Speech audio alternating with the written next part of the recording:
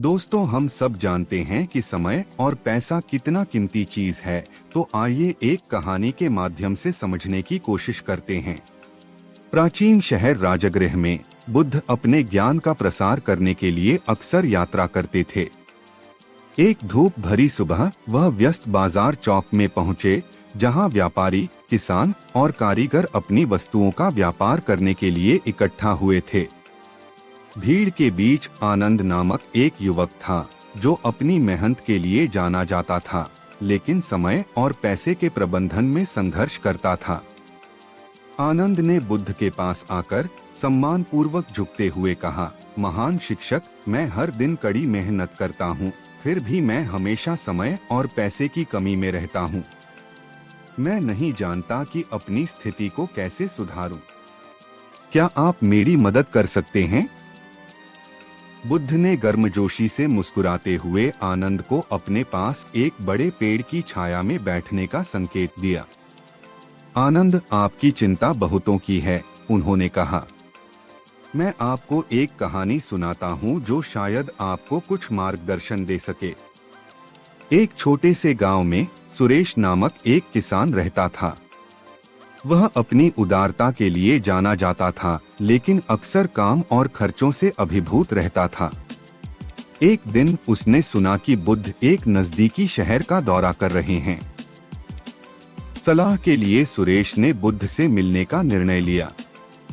जब वह पहुंचा, तो सुरेश ने अपनी स्थिति को बुद्ध को समझाया, जिन्होंने धैर्यपूर्वक सुना।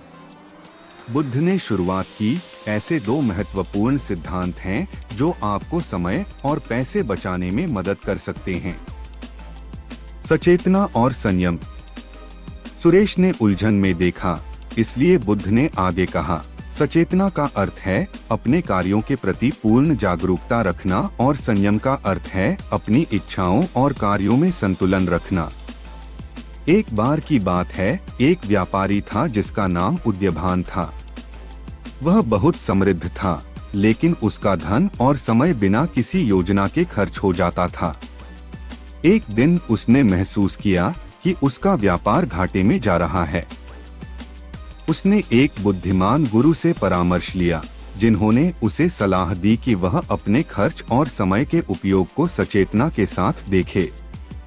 उद्यभान ने अपने गुरु की सलाह मानी, और धीरे धीरे उसने देखा कि उसका व्यापार फिर से लाभ में आ गया है और उसके पास समय भी अधिक हो गया है।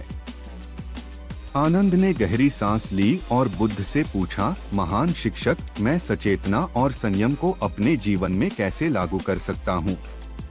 बुद्ध ने मुस्कुराते हुए कहा, सबसे पहले अपने दिन की शुरुआत एक शांत मन से करें।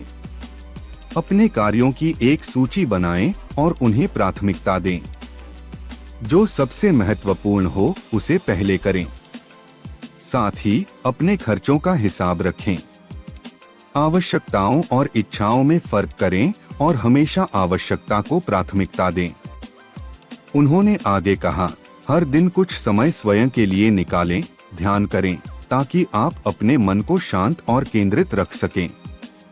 इस प्रकार आप न केवल अपने समय और पैसे का प्रबंधन बेहतर तरीके से कर पाएंगे, बल्कि अपने जीवन में भी संतुलन और शांति पा सकेंगे।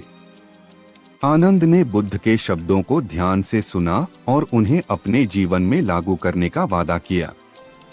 समय के साथ उसने देखा कि उसकी परेशानियां कम हो गईं और वह अधिक समय और पैसे की बचत करने लगा।